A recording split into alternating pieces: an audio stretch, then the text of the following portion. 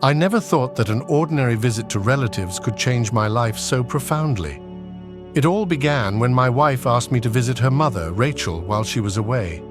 It seemed like an innocent task, to check if everything was all right, to see if she wasn't feeling lonely.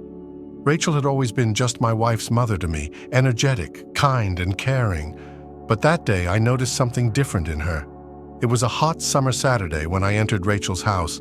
It was enveloped in silence, with only the distant hum of a working fan breaking the stillness.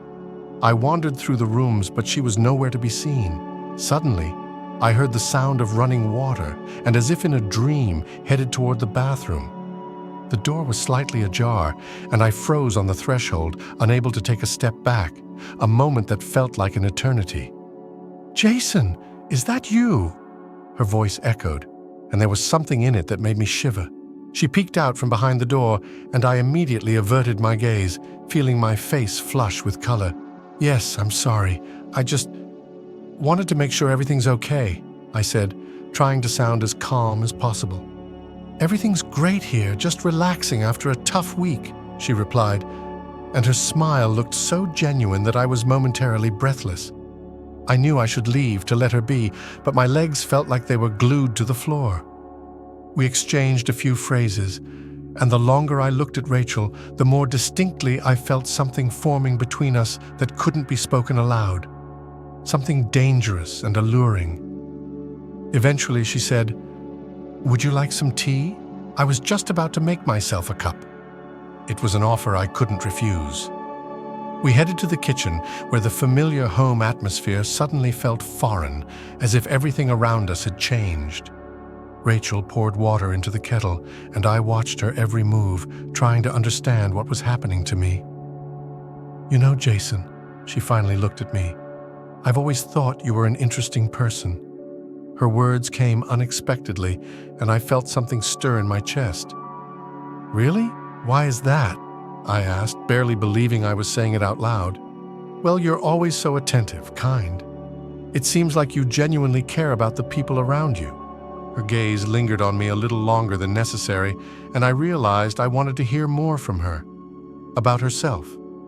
About how she saw me. "Just trying to be a good person," I replied, though at that moment I wanted to say something entirely different. But what? Admit that I enjoyed being here with her? That I felt this house was the last place where I should be experiencing such feelings? The tea boiled, and we sat down on the living room couch like longtime friends. Rachel talked about her hobbies, how she learned to paint at 40, how she always dreamed of traveling, but instead became a housewife. There was a sadness in her words, and I couldn't help but wonder, how did she really feel? What was hidden behind her smile? The longer we talked, the closer her presence seemed to me. I saw in her eyes not just my wife's mother, but a woman, interesting, intelligent, alive. Our gazes met, and for a moment everything around us disappeared, just me and her. And I realized that this day was only the beginning of something big, something I wasn't yet ready for. The day after our conversation, I couldn't shake the feeling that something had changed. It felt as though my entire life had been split into before and after. I still tried to act as usual, going to work, fulfilling my daily responsibilities, but thoughts of Rachel never left my mind, not for a second. Recalling her voice, her gaze, I felt a shiver run through my body. That evening, I found myself at her house, as if drawn by an invisible force, though I had no intention of doing so. It was late, but I came up with an excuse. I decided I needed to check if she was okay. I stood in front of her door, hesitant to knock when I heard it open. Rachel stood before me, dressed in a cozy robe, holding a book, with surprise etched on her face. "Jason, what are you doing here?" she asked, and there was no trace of reproach or judgment in her voice, only genuine curiosity. "Just decided to check if you're doing all right," I replied, and that was the plain truth. I didn't know how else to explain my presence. "Come in." Rachel gave a slight smile and stepped aside, inviting me inside. I walked in and immediately felt the familiar, comforting scent of lavender and vanilla that was uniquely hers. We sat down in the living room, and I tried to find a safe topic for conversation, but words seemed to get stuck in my throat. She was the first to break the silence. "Have you ever wondered why we feel drawn to certain people?" Her question caught me off guard. We weren't supposed to talk about such things, but now I couldn't stop myself. Sometimes it just happens. Without explanations, without reasons, I answered, looking her directly in the eyes. Rachel nodded, as if she understood every word. Sometimes I feel like we should listen to those feelings, don't you think? Her voice was soft, but there was a strange strength in it that drew me closer. I didn't know who took the first step. It might have been me, or perhaps she reached out to me first. Our faces were so close that I could see the reflection of the light in her eyes. My fingers touched her cheek, and in that moment, the whole world narrowed down to that single instant. "Rachel," I whispered, not finishing the sentence because she leaned forward herself and our lips met. It was a tender, cautious kiss, as if we were both testing whether this moment was real. I felt her softness, her warmth, and an overwhelming desire to remain there in that moment. I thought she would pull away, say it was a mistake, but instead Rachel only squeezed my hand tighter. "Don't think about it now," she whispered, and I realized there was no turning back. We sat on that couch, surrounded by half-darkness, our hearts beating in unison, as if following the same rhythm. After that kiss, we remained silent, and the space between us no longer felt awkward. On the contrary, it was filled with something important, something we couldn't express in words. We exchanged glances, and I saw the same doubts, fears, and hope in her eyes. "What are we doing?" I asked, understanding that this question applied to both of us. "I don't know," she replied honestly, "but maybe we don't need to know." I felt the urge to kiss her again, growing in my chest, but I restrained myself. "You know this is wrong." "Yes," she nodded, lowering her gaze, "but sometimes what's right is what makes us feel alive." I stayed with her a little longer, and we talked about the simplest things, the weather, books, future plans, but now every glance, every touch seemed laden with hidden meaning. As I left, I kissed her hand and promised to return, and as I closed the door behind me, I knew that kiss had changed everything. From that day on, everything around me began to feel foreign, as if I were living in two different worlds, trying to maintain balance between them. Every time I returned home to my wife, I felt like an actor in someone else's role, forced to pretend that everything was all right, that nothing had changed. But when I was alone, my thoughts would return to Rachel, to that kiss that changed everything. One evening, a couple of weeks after that incident, Rachel called me herself. There was a nervousness in her voice that she was trying to hide. "Jason, I need to talk to you. Can you come over tonight?" I realized this would be another meeting, another test for both of us, but I couldn't refuse. As I drove to her house, I felt my heart thudding heavily in my chest. Questions, doubts, fears, all mixed into a single sensation pushing me forward. When Rachel opened the door, I noticed the look of determination on her face, as if she were preparing for a conversation she had long postponed.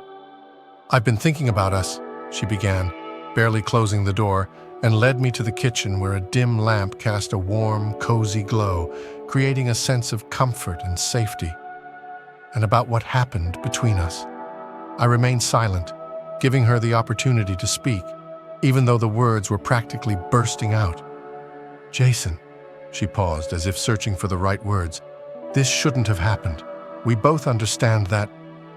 "I know," I agreed, though I realized I couldn't truly convince myself of it. "But I can't deny that with you, I feel alive." She struggled to finish her sentence, as if afraid of the words, and I felt a shiver run through my body.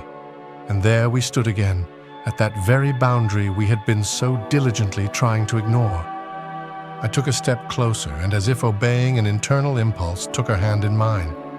She didn't pull away. Instead, she squeezed my fingers tighter. "You're not alone in this," I said, looking her directly in the eyes. "I feel it too, Rachel. And maybe it's wrong, but I can't ignore it." Her gaze softened, and she stepped closer as if making a decision. "Jason," she whispered, "what will happen next?" But before I could answer, she moved closer on tiptoes, and our lips met in a kiss filled with all the emotions we had long concealed.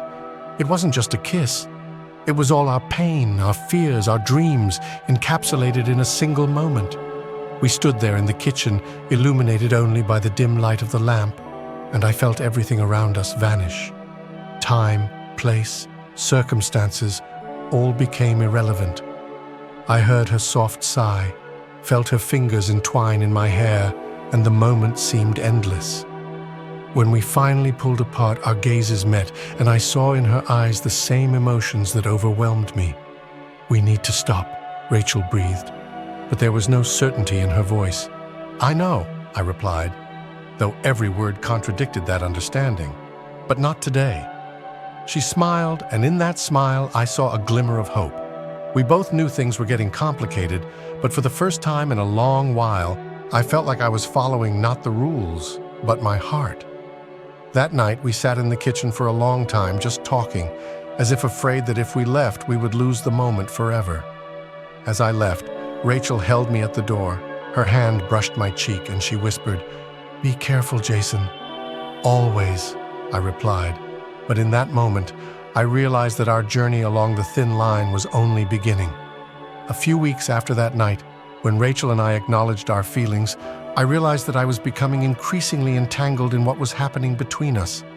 Our meetings became more frequent and effortless, as if we weren't a son-in-law and mother-in-law, but just two people who had found something significant in each other. Yet every moment spent with her brought a sense of danger, an unknown risk, as if we were walking on thin ice that could crack at any moment. One day, when my wife left on another business trip, I received a message from Rachel. "Come over tonight. We need to discuss something." Her brief words ignited a flame within me, and I immediately rushed to her place. Perhaps I was simply trying to find in these meetings what I was missing in life, but I knew it had become something much more significant for me. When I arrived, Rachel greeted me at the door with a cup of coffee in her hands and a gentle smile.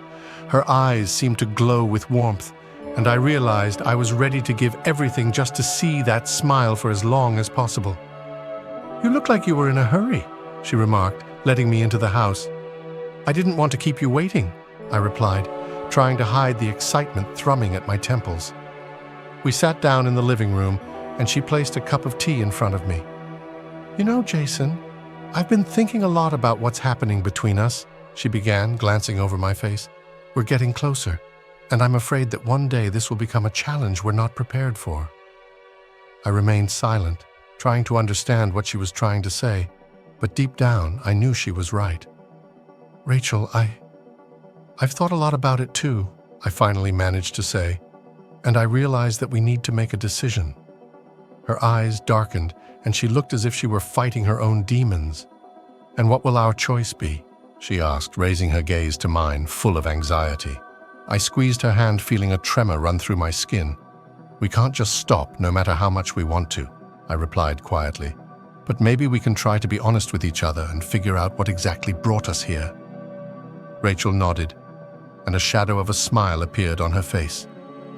"You're always so straightforward," she whispered, and there was a hint of tenderness in her voice that made her even closer to me.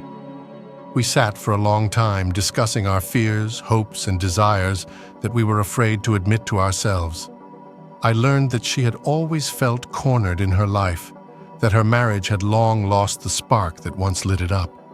And I told her about my own doubts, about the sense of loneliness that never left me, even when I was surrounded by people. Finally, Rachel leaned towards me, and I felt her fingers touch my face. "Jason, sometimes I feel like you're the only person who sees the real me," she whispered.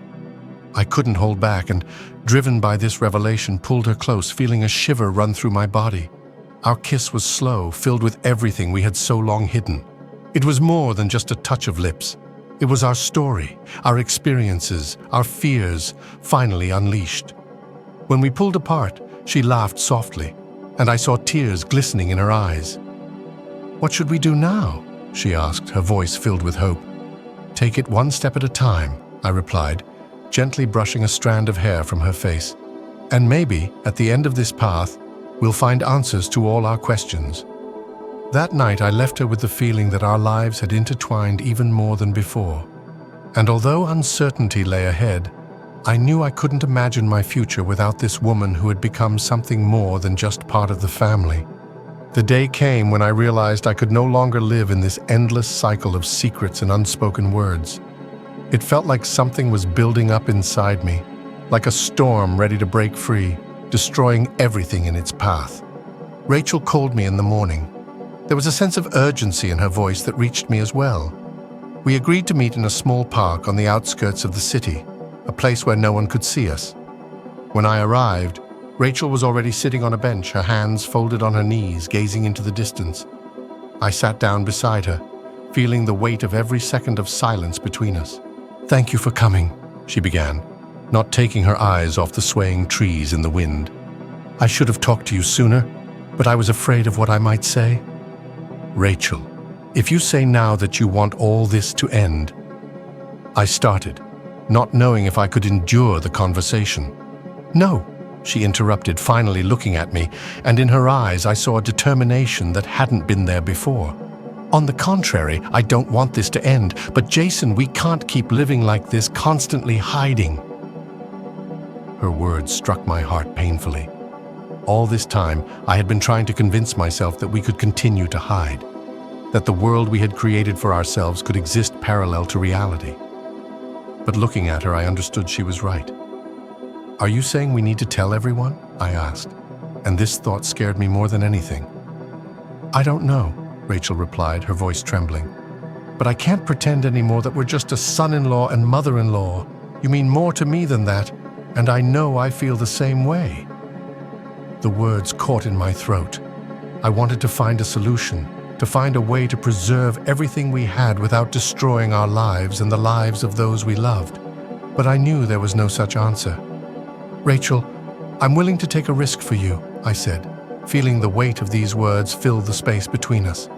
"But whatever happens, I want you to know. To me, this isn't just a fleeting affair. You've become a part of me." She smiled, and tears sparkled in her eyes. "You can't imagine how much that means to me," she whispered, leaning closer. Our lips met in a kiss filled with desperation and passion, containing everything: pain, happiness, fear, hope. This time, I didn't want to stop, didn't want to think about tomorrow. We sat there, holding each other, in that park where the world had ceased to exist, leaving us alone with our feelings. Rachel rested her head on my shoulder, and in that moment, I felt as if I'd found my place, as if everything had finally fallen into place. "What now?" I asked, stroking her hair. "We'll move forward," she replied softly, "step by step, and see where this path takes us." I understood that challenges, conversations, perhaps even conflicts awaited us, but for the first time in a long while I felt that everything would be all right. We didn't know what tomorrow would bring, but holding hands, we could face it together.